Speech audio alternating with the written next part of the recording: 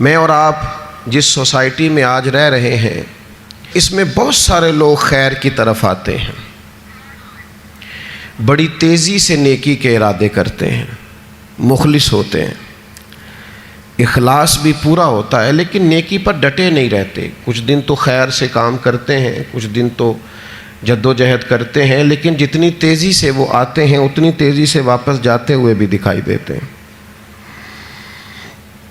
کچھ دن تو ایسا ہوتا ہے کہ 5 نمازوں کے ساتھ تہجد بھی شروع ہو جاتی ہے، تلاوت قرآن مجید، ذکر، اذکار، درود و سلام، اور اگر طریقت سے وابستہ ہیں تو شیخ کے بتائے ہوئے اسباق، مراقبہ، ذکر، فکر، ساری چیزیں ہو رہی ہوتی ہیں۔ لیکن چند دنوں کے بعد محسوس ہوتا ہے کہ جیسے وہ اس رستے سے ہٹتے جا رہے ہیں اور کمزوری دکھاتے جا رہے ہیں۔ امام حسین رضی اللہ تعالیٰ عنہ کی زندگی سے ہم نے جو چیزیں سیکھنی ہیں ان میں سے ایک سبق یہ لینا ہے کہ انسان ڈٹ کے دین پر کیسے کھڑا ہو سکتا ہے۔ آپ یقین کیجئے بہت سارے لوگ ایسے ہیں جو مخلص ہیں، چاہتے ہیں میں دین پر عمل کروں، لیکن صرف اپنی برادری کا مقابلہ ہی نہیں کر پاتے،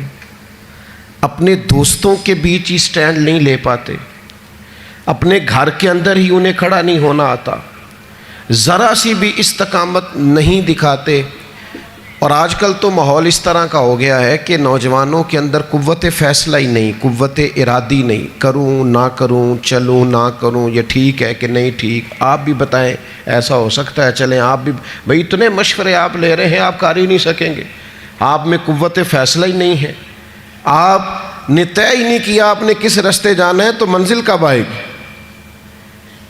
99 لوگوں نے کہہ دیا ہے کپڑے تجھے اچھے لگ رہے ہیں، صرف ایک نے کہا ہے کہ ذرا سینے والے نے ٹھیک نہیں سیا، تو آپ پریشان ہو گئے۔ اتنی جلدی کمزور پڑ جانا، اتنی جلدی استقامت چھوڑ دینا۔ اور پھر ایک طبقہ ایسا بھی ہے جو بڑا باصلاحیت ہے، بڑی زبردست طاقت رکھتا ہے، کام کرنے کی ہمت رکھتا ہے، وسائل بھی ہیں، ذرائع بھی ہیں، سلیقہ بھی ہے، شعور بھی ہے، نہیں ہے تو استقامت نہیں ہے۔ چونکہ استقامت نہیں ہے تو ساری صلاحیتیں ہونے کے باوجود وہ لوگ کبھی کامیاب نہیں ہو سکتے، کیونکہ ان کے پاس استقامت ہی نہیں ہے۔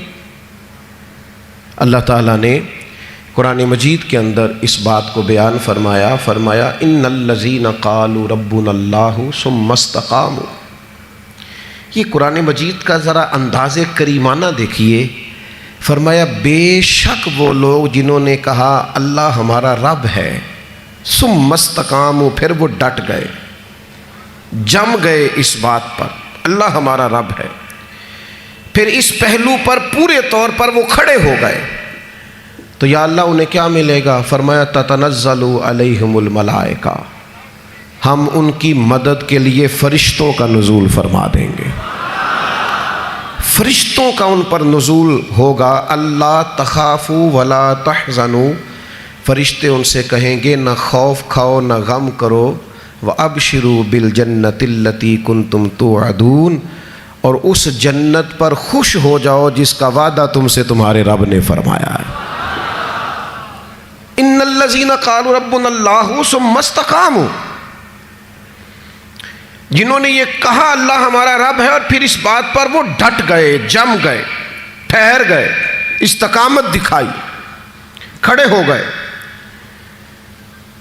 یہ نہیں فرمایا کہ فرشتے آئے تو وہ ڈٹ گئے، قرآن مجید کی ترتیب یاد رکھیے، فرمایا پہلے وہ ڈٹے، ثم استقاموا، پہلے وہ ڈٹے، جب وہ ڈٹ گئے تتنزل علیہم الملائکہ، پھر اللہ نے ان کی مدد کے لیے فرشتے بھی نازل فرما دیے۔ پہلے تمہیں ڈٹنا ہے، فرشتے بعد میں آئیں گے، تمہیں ایک دفعہ ڈٹ کے دکھانا ہے کہ ہم ڈٹ گئے، ہم کھڑے ہو گئے، پھر فرشتے آئیں۔ ویسے تو علماء تفسیر اکثر نے یہی لکھا ہے کہ یہ جو فرشتے آتے ہیں نا مومنوں کے پاس، یہ موت کے وقت آتے ہیں، اور یہ بھی بڑی نعمت ہے کہ موت کے وقت فرشتہ آ جائے اللہ کی مدد لے کر۔ یہ فرشتے قبر میں آتے ہیں، یہ فرشتے میدان محشر میں آئیں گے، یہ مومن کے پاس آتے ہیں، خوشخبری سنانے آتے ہیں فرشتے۔ لیکن صاحب تفسیر روح المعانی فرماتے ہیں نہیں بھائی، صرف قبر حشر اور قیامت میں نہیں آتے، یہ زندگی میں بھی آتے ہیں،